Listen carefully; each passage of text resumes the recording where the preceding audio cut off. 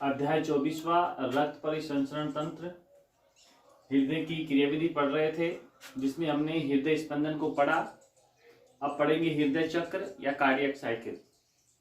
ध्यान देना, हृदय स्पंदन जो है, हार्ट बीट, उसमें सिस्टोल और डायस्टोल घटनाएं घटित हो रही थी और एक हृदय स्पंदन में एक डायस्टोल था, मतलब एक बार डायस्टोलिक होना और एक बार सिस्टोलिक को कंबाइंड रूप से हमने हार्ट बीट कहा था। अब हम बात करेंगे हार्ट साइकिल के बारे में या कार्डियक साइकिल के बारे में। तो हृदय चक्र, कार्डियक साइकिल। तो ध्यान दीजिए कि हृदय स्पंदन के समय होने वाली क्रमिक घटनाओं को हृदय चक्र कहा जाता है। ध्यान देना कि हृदय के अंदर जो धड़कनें उत्पन्न हो रही हैं वो क्रमिक रूप से घटनाएं होती रहें तो उस घटनाक्रम को हृदय चक्र कहते हैं। इसका मतलब ये हो गया कि रुधिर का आलिंदों में आना, आलिंदों से निलय में जाना, निलय से फिर फेफड़ों में जाना, फेफड़ों से फिर आलिंद में, फिर संपूर्ण शरीर में इस तरीके से चलता रहना। और मैं आपको एक बात बता दूं कि हमारा जो हृदय है, कल भी हमने बात की थी कि पेशियों से निर्मित होता है और हृदय चक्र जो है वो हृदय स्पंदन के क्रमिक घटनाओं के घटनाक्रम को हृदय चक्र कहा जाता है। हृदय चक्र में होगा क्या, एक हृदय चक्र में, ध्यान देना, एक हृदय चक्र में एक सिस्टोल व एक डायस्टोल को शामिल किया गया है। मतलब एक हृदय के अंदर 4 चेंबर्स हैं, उन चेंबर्स को संकुचन होना और उनका शिथिलन होना वो एक चक्र कहलाएगा, जिसमें क्या होगा कि बाएं आलिंद और बाएं जो निलय है और दाएं आलिंद जो दाएं निलय है, उनसे रुधिर आलिंदों से निलय में जाएगा, निलय से फेफड़ों में जाएगा, फेफड़ों से फिर आलिंदों में आएगा। तो ये घटनाक्रम प्रोसेस चलता रहता है। तो हमने हृदय चक्र के बारे में क्या कहा कि एक हृदय चक्र में एक सिस्टोल व एक डायस्टोल को शामिल किया गया है। और हमें पता है हृदय चक्र क्या है। तो देखिए, हमारा जो हृदय है 1 मिनट में 72 बार धड़कता है। 1 मिनट में 72 बार धड़कता है। तो 1 मिनट का मतलब हो गया 60 सेकंड। ध्यान दीजिए, हृदय 1 मिनट में 72 टाइम्स बीट करता है। तो 60 सेकंड में 72 बीट हो गए। अब 1 बीट, एक धड़कन कितने सेकंड में होगी? एक धड़कन 60/72 इक्वल टू 0.8 सेकंड के अंदर कंप्लीट होगी। एक हार्ट बीट या हृदय चक्र या कार्डियक साइकिल 0.8 सेकंड में पूरा होगा। 0.8 सेकंड। इसमें होगा क्या? तो देखिए, इधर हमने ये डायग्राम बनाया है। इसमें ये होगा कि संपूर्ण शरीर से महाशिराओं द्वारा रुधिर दाएं आलिंद में आएगा और लंग्स से फुफ्फुसीय शिरा के द्वारा शुद्ध रुधिर बाएं निलय में आएगा। यहां से अशुद्ध रुधिर आएगा दाएं आलिंद में, फेफड़ों से शुद्ध रुधिर आएगा बाएं आलिंद के अंदर। अब ये जैसे ही भर जाएंगे तो इन आलिंदों का दाब बढ़ने लगेगा और जैसे ही आलिंदों का दाब बढ़ेगा तो ये त्रिविलन और ये द्विविलन दोनों कपाट खुल जाएंगे और यहां से अशुद्ध रुधिर जाएगा दाएं निलय में, यहां से शुद्ध रुधिर जाएगा बाएं निलय में। ये निलय भर जाते हैं। निलय भरने के बाद आलिंदों से निलय में 75% ब्लड आता है शिथिलन के दौरान। अब इनका प्रेशर कम हो गया, नीलों का प्रेशर बढ़ने लग गया। अब नीलों का प्रेशर बढ़ेगा तो इस नीले से, दाएं नीले से अशुद्ध रुधिर जाएगा फेफड़ों में फुफ्फुसी धमनी के द्वारा और बाएं नीले से शुद्ध रुधिर जाएगा संपूर्ण शरीर में। अब जैसे ही नीलों का दाब बढ़ता है तो ये अशुद्ध रुधिर फेफड़ों में भेज देता है और ये निलय, बायां निलय जो है वो संपूर्ण शरीर में भेज देता है। तो वही हम यहाँ प्रोसेस देखेंगे कि एक हृदय चक्र में 0.8 सेकंड का समय लगता है। अब हृदय चक्र पूर्ण होने में 4 चरण मुख्य भूमिका निभाते हैं। उन 4 चरणों में हमारे आलिंदों और निलय के अंदर संकुचन और शिथिलन की प्रक्रिया हम समझेंगे। तो ध्यान दीजिए, हृदय चक्र में चरण, हृदय चक्र को 4 चरणों में डिवाइड किया गया है। पहला चरण है आलिंदों में शिथिलन। देखिए, दायां आलिंद, बायां आलिंद, आलिंदों में शीतलन होगा तो क्या होगा? अब जब आलिंदों में शीतलन होगा तो उस दौरान एक ही क्रिया होगी, संपूर्ण शरीर से रुधिर आएगा दाएं आलिंद में और फेफड़ों से रुधिर जाएगा बाएं आलिंद के अंदर। शिथिलन अवस्था में आलिंदों का जब शिथिलन होगा तो एक ही अवस्था होगी कि संपूर्ण शरीर से तो रुधिर आएगा दाएं आलिंद में जो अशुद्ध रुधिर होगा, और फेफड़ों से रुधिर आएगा शुद्ध जो होगा बाएं आलिंद में जाएगा। ध्यान देना कि आलिंदों में शीतलन के दौरान क्या होगा कि संपूर्ण शरीर से अशुद्ध रुधिर दाएं आलिंद में आएगा तथा फेफड़ों से शुद्ध रुधिर बाएं आलिंद में आएगा शिथिलन की अवस्था में, जब आलिंदों का शिथिलन हो। तो देखिए, सर्वप्रथम दाएं आलिंद में दो महाशिराएं अग्र व पश्चिम आकर खुलती हैं, संपूर्ण शरीर से अशुद्ध रुधिर लाती हैं। ठीक इसी समय बाएं आलिंद में दो जोड़ी फुफ्फुसीय शिराएं खुलती हैं जो फेफड़ों से शुद्ध रुधिर लाती हैं।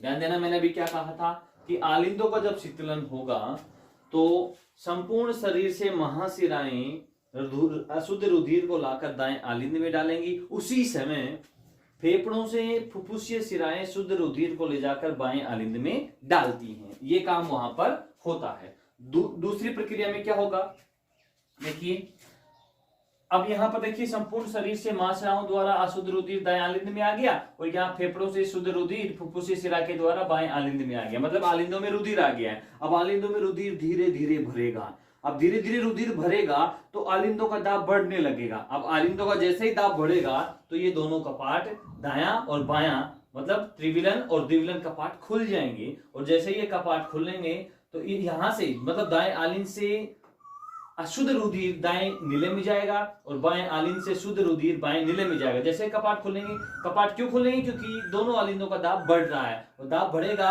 तो ये कपाट खुल जाएंगे। ये कपाट जैसे ही खुलेंगे तो रुधिर नीले में आना प्रारंभ हो जाएगा। देखिए आगे, आलिंदों में रुधिर आने के बाद, आलिंदों में रुधिर आ चुका है, इनका दाब बढ़ने लगता है तो आलिंदों का दाब बढ़ने लगेगा, जिससे एक निश्चित समय बाद दाएं आलिंद भाग का, ध्यान देना, जैसे ही इनमें रुधिर भरना शुरू हो जाएगा तो निश्चित समय बाद ये दोनों कपाट खुल जाएंगे। देखिए, दाएं भाग का त्रिवलिनी कपाट व बाएं भाग का द्विवली कपाट खुल जाते हैं, जिससे तेजी से रक्त नीलों में प्रवेश करता है। जैसे ये कपाट खुलेंगे, जैसे हम कोई पानी को एकत्रित कर लेते हैं, उसको खोल देते हैं तो अचानक तीव्र गति से प्रवाह करते हैं। तो जैसे ही आलिंद दायां और बायां भर चुके हैं रुधिर से, तो ये कपाट खुल जाएंगे, त्रिवली कपाट और द्विवलिनी कपाट। जैसे ये कपाट खुलेंगे तो तेजी से रुधिर नीलों में प्रवेश करेगा। अब जैसे ही तेजी से रुधिर नीलों में प्रवेश करेगा तो होगा क्या, प्रवेश करता है, जिसके दौरान 75% रुधिर आलिंदों से नीले में आता है। ध्यान देना, जैसे ये कपाट खुलेंगे तो दोनों आलिंदों से दोनों नीलों में 75% रुधिर आ जाता है। अब ये शीतलन की ही प्रोसेस चल रही है। आगे देखते हैं, आलिंदों से नीलों में रुधिर आने में लगभग 0.7 सेकंड का समय लगता है। ध्यान दीजिएगा कि आलिंदों से नीलों में, मतलब दाएं आलिंद से और बाएं आलिंद से दाएं नीले में और बाएं नीले में रुधिर आने में 0.7 सेकंड का समय लगता है। अब हमने शीतलन में देखा कि संपूर्ण शरीर से रुधिर दाएं आलिंद में आया और फेफड़ों से शुद्ध रुधिर बाएं आलिंद में आया। अब दोनों आलिंद भर गए, दोनों आलिंद से रुधिर नीले में चला गया। ये एक शिथिलन की अवस्था थी, और आलिंदों के शिथिलन में 75% जो ब्लड है वो नीलों में चला जाता है, और ये 0.7 सेकंड में ये प्रक्रिया पूर्ण होती है। अब हम बात करेंगे कि आलिंदों का संकुचन जब होगा तो क्या होगा। शिथिलन में तो नीलों में रुधिर पहुंच चुका है 75%। अब हम बात करते हैं कि आलिंदों का संकुचन होना। देखिए, आलिंदों में शिथिलन के बाद, ये दोनों आलिंद हैं दायां और बायां, इन दोनों आलिंदों में शीतलन हो गया। शीतलन के तुरंत बाद इनमें संकुचन होगा। तो देखिए, आलिंदों में शीतलन के बाद दोनों आलिंदों में संकुचन होता है, जिससे शेष बचा 25% रुधिर भी नीलों में आ जाता है। अब संकुचन में क्या होगा, यहां पर 100% रुधिर था, 75% रुधिर शीतलन की, आलिंदों के शीतलन में नीलों में आ चुका है। अब प्रकुचन के दौरान क्या होगा या संकुचन के दौरान क्या होगा संकुचन के दौरान इसके अंदर दोनों आलिंदों में बचा हुआ शेष जो रुधिर है वो भी निलयों में आ जाता है। तो आलिंदों का शिथिलन और संकुचन के दौरान 100% जो रुधिर है आलिंदों से निलय में पहुंच जाता है। अब हम बात करते हैं कि आलिंदों के संकुचन में लगभग 0.1 सेकंड का समय लगता है। हमें पता है कि हमारा हृदय इस तरीके से धड़कता है यूं या इस तरीके से ऊपर नीचे होता रहता है। जैसे ही ये खुलते हैं तो हमारे संपूर्ण शरीर से रुधिर आता है दाएं आलिंद में और फेफड़ों चला जाता है बाएं आलिंद के अंदर, फिर वो निलयों में नीचे प्रवेश कर जाता है। तो आलिंदों में शीतलन की प्रक्रिया हमने देखी, आलिंदों में संकुचन भी हमने पढ़ा। आलिंदों के शीतलन और संकुचन के दौरान होगा क्या, तो आलिंदों के संकुचन व शीतलन के दौरान हमारे निलय में रुधिर पूर्ण रूप से भर जाएगा। अब हम बात करेंगे निलय में संकुचन। अब जैसे निलय में संकुचन होगा तो क्या होगा, देखिए आलिंदों के संकुचन के बाद, दोनों में संकुचन हुआ उसके बाद निलयों में संकुचन होगा, और निलयों में संकुचन जैसे ही होगा तो रुधिर यहां से देखिए फुफ्फुसी धमनी के द्वारा फेफड़ों में जाएगा और यहां से देहिक चाप के द्वारा संपूर्ण शरीर में जाएगा। तो देखिए आलिंदों में संकुचन के बाद तुरंत निलयों में संकुचन होता है, जिससे त्रिवलनी व द्विवलनी कपाट बंद हो जाते हैं। अभी दोनों कपाट बंद हो जाएंगे ताकि रुधिर वापस आलिंदों में न जाए, बंद हो जाते हैं, जिससे रुधिर पुनः आलिंदों में नहीं जा पाता है। जैसे ही निलयों का संकुचन होगा तो सबसे पहले क्या होगा कि ये दोनों कपाट, त्रिवलनीय कपाट द्विवलनीय कपाट, दोनों बंद हो जाएंगे, ताकि जैसे आलिंद भर गए हैं तो आलिंद निलय में अपना रुधिर भेज दिया आलिंद भरने के बाद। अब ये निलय भरने के बाद इनका रुधिर वापस आलिंदों में ना जाए, इसलिए ये जो कपाट हैं त्रिवलनीय और द्विवलनीय कपाट दोनों बंद हो जाते हैं। अब ये बंद होंगे तो रुधिर ऑब्वियसली इधर से दाएं निलय से जाएगा फेफड़ों में फुफ्फुसी धमनी के द्वारा, और बाएं निलय से जाएगा शुद्ध रुधिर संपूर्ण शरीर में। जब ये कपाट बंद होंगे, क्योंकि अंदर का प्रेशर बनेगा, दाब बनेगा तो ये रुधिर, ये तो अशुद्ध रुधिर जाएगा फेफड़ों में, शुद्ध रुधिर जाएगा संपूर्ण शरीर में। देखिए अब निलियों में दाब बढ़ने के कारण, देखिए निलियों में दाब बढ़ने के कारण दोनों अर्धचंद्राकार कपाट खुल जाते हैं। अब यहां अर्धचंद्राकार कपाटों को समझेंगे, ये अर्धचंद्राकार कपाट है, ये अर्धचंद्राकार कपाट है, ध्यान देना। अब इन दोनों में दाएं निलय में और बाएं निलय में रुधिर पूर्ण रूप से भर गया है, अंदर का दाब भी बढ़ गया है। यहां पर अर्धचंद्राकार कपाट है, ये केवल एक ही साइड में खुलते हैं। अब जैसे ही इनका दाब बढ़ेगा तो ये कपाट खुलेंगे और रुधिर, यहां से अशुद्ध रुधिर आएगा, दाएं निलय से अशुद्ध रुधिर चला गया फेफड़ों में, यहां फेफड़ों में चला गया, CO2 को निकाल के O2 मिला दिया गया है, O2 युक्त रुधिर जो है यहां चला गया। देखिए जैसे ही निलयों का प्रेशर बढ़ा तो ये अर्धचंद्राकार कपाट फुफ्फुसीय धमनी और दाएं निलय के बीच में उपस्थित है, ये खुल जाएगा और दाएं निलय से अशुद्ध रुधिर फुफ्फुसीय धमनी के द्वारा फेफड़ों में चला जाएगा। अब फिर ये कपाट बंद हो जाएगा, अर्धचंद्राकार कपाट है। दूसरी बात करते हैं बाएं निलय में। बाएं निलय में भी अर्धचंद्राकार कपाट पाया जाता है।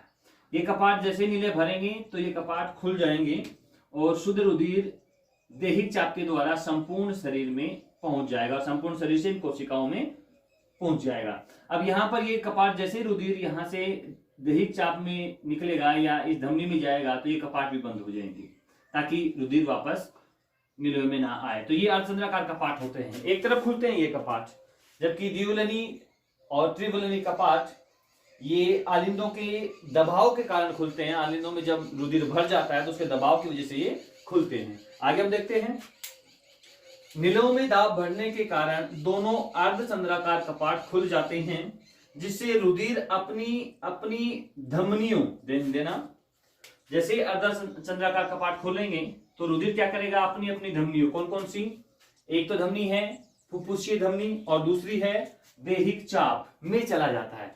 जैसे ही अर्धचंद्राकार कपाट खुलेंगे तो दाएं निलय से रुधिर चला जाएगा फुफ्फुसीय धमनी के द्वारा फेफड़ों में, और बाएं निलय से रुधिर चला जाएगा संपूर्ण शरीर में। तो देखिए जिससे रुधिर अपनी धमनियों फुफ्फुसीय धमनी व ग्रीवा धमनी में प्रवेश कर जाता है और इसमें लगभग 0.3 सेकंड का समय लगता है। हमने देखा था कि आलिंदों के शीतलन में 0.7 सेकंड का समय लग रहा था और आलिंदों के शीतलन में 0.1 सेकंड का समय लग रहा था। आलिंदों का जो शीतलन हो रहा था 0.7 सेकंड में हो रहा था, जबकि जो आलिंदों का संकुचन था वो 0.1 सेकंड में कंप्लीट हो रहा था। अब बात करते हैं नीलों में संकुचन 0.3 सेकंड में होता है। अब आगे हम बात करेंगे कि यहां से रुधिर, देखिए दाएं नीले से रुधिर चला गया फेफड़ों में और बाएं नीले से रुधिर चला गया संपूर्ण शरीर में। अभी हमने पढ़ा है नीलियों का संकुचन। अब नीलियों के शीतलन के दौरान क्या होगा? अब जैसे नीलियों का शीतलन होगा तो ये दोनों कपाट बंद हो जाएंगे। तो देखिए जैसे ही रुधिर नीलियों से बाहर निकलता है तो उनका दाब धमनियों से कम हो जाता है। अब यहां से रुधिर इस धमनी में आएगा तो अंदर का दाब कम होगा, धमनी का दाब बढ़ जाएगा। ऐसा इधर होगा कि नीलियों से रुधिर जब धमनियों में जाएगा तो नीलियों का दाब कम हो जाएगा और धमनी का दाब बढ़ जाएगा। तो देखिए जैसे ही रुधिर नीलियों से बाहर निकलता है तो उनका दाब धमनियों से कम हो जाता है और अर्धचंद्राकार कपाट बंद हो जाते हैं और ये कपाट दोनों बंद हो जाएंगे। आगे देखिए जैसे ही रुधिर नीलियों से बाहर निकलता है, सिंपली ध्यान देंगे, यहां से रुधिर चला गया है फुफ्फुसीय धमनी में, यहां से रुधिर चला गया है देहिक चाप में। अब दोनों नीले खाली हो गए हैं। नीले खाली हो गए हैं तो आलिंदों से रुधिर आना चाहिए। तो आलिंदों से रुधिर कहाँ आएगा? पहले आलिंदों में रुधिर कहाँ आएगा? जैसे ये खाली होंगे, यहां से रुधिर चला गया फेफड़ों में, फेफड़ों में जो रुधिर था वो आ गया बाएं आलिंद में। अब यहां से जो बाएं नीले में रुधिर था वो संपूर्ण शरीर में चला गया, मतलब ये दोनों खाली हो गए। अब ध्यान देना, ये जैसे ही खाली होंगे तो संपूर्ण शरीर से महाशिरा द्वारा दाएं आलिंद में रुधिर लाया जाएगा और दाएं आलिंद में रुधिर आएगा, उसी समय फेफड़ों से फुफ्फुसीय शिराओं द्वारा बाएं आलिंद में रुधिर लाया जाएगा। देखिए हम बता दें आपको कि दोनों नीले हैं, दाएं नीले से रुधिर जा रहा है फेफड़ों में और बाएं नीले से रुधिर जा रहा है संपूर्ण शरीर में, जबकि संपूर्ण शरीर से महाशिराएं रुधिर ला रही हैं दाएं आलिंद में उसी समय, और ये रुधिर यहां लेके आ रही हैं और उसी समय नीले रुधिर को, शुद्ध रुधिर को पहुंचा रहे हैं कोशिकाओं के पास में। तो ध्यान देना कि जब नीलियों में संकुचन और शीतलन होता है तो क्या होगा कि दाएं नीले अशुद्ध रुधिर को भेज देगा फेफड़ों में और बायां नीले शुद्ध रुधिर को भेज देगा संपूर्ण शरीर में। उसी दौरान क्या होगा, जब आलिंदों का शीतलन संकुचन होगा, संपूर्ण शरीर से रुधिर जाएगा दाएं आलिंद में और फेफड़ों से रुधिर जाएगा बाएं आलिंद में, दोनों भर जाएंगे। फिर ये प्रोसेस बारी बारी लगातार चलती रहती है। तो देखिए जैसे ही रुधिर नीलियों से बाहर निकलता है तो नीलियों का दाब कम होने लगता है। अब इसका अंदर का दाब कम होने लगेगा, जिससे त्रिवलनी व द्विवलनी ये दोनों कपाट बंद हो जाएंगे। कपाट, जैसे ही नीलियों का दाब कम होने लगता है तो ये दोनों कपाट खुल जाते हैं और जैसे ही दायां आलिंद और बायां आलिंद में रुधिर आता है उस समय ये कपाट बंद रहते हैं और जैसे ही दोनों का प्रेशर बढ़ेगा, दाएं आलिंद का और दाएं नीले का दाब जैसे बढ़ेगा तो ये कपाट खुल जाएंगे और रुधिर नीलियों में आ जाएगा। अब रुधिर नीलियों से चला गया है फेफड़ों में और संपूर्ण शरीर में, तो रुधिर नीलियों में नहीं है तो नीलियों का आयतन कम हो गया या नीलियों का दाब कम हो गया। अब नीलियों का दाब कम होगा तो ये दोनों कपाट खुल जाएंगे ताकि आलिंदों से रुधिर नीले में आ जाए। तो देखिए दाब कम होने लगता है जिससे त्रिवलनी व द्विवलनी कपाट खुल जाते हैं और रुधिर पुनः आलिंदों में से नीलों में आने लगता है। जो आलिंद है उनसे रुधिर फिर नीलों में आने लगता है और ये क्रिया बार बार चलती रहती है। अब आगे हम बात करते हैं कि प्रवाह आयतन क्या है। प्रवाह आयतन, ध्यान देना कि ये प्रक्रिया एक हृदय चक्र में हो रही है कि आलिंद से रुधिर नीले में आया, नीले से रुधिर संपूर्ण लंग्स में गया, फिर नीलियों से रुधिर संपूर्ण शरीर में गया। यहाँ अशुद्ध रुधिर गया, यहाँ पे शुद्ध रुधिर संपूर्ण शरीर में गया हुआ है। यहाँ ये प्रक्रिया जो हो रही है वो एक हृदय चक्र है। और ध्यान देना प्रवाह आयतन क्या कहलाएगा? कि एक हृदय चक्र में पंप किए गए रुधिर की मात्रा, एक हृदय चक्र में पंप किए गए रुधिर की मात्रा प्रवाह आयतन कहलाती है।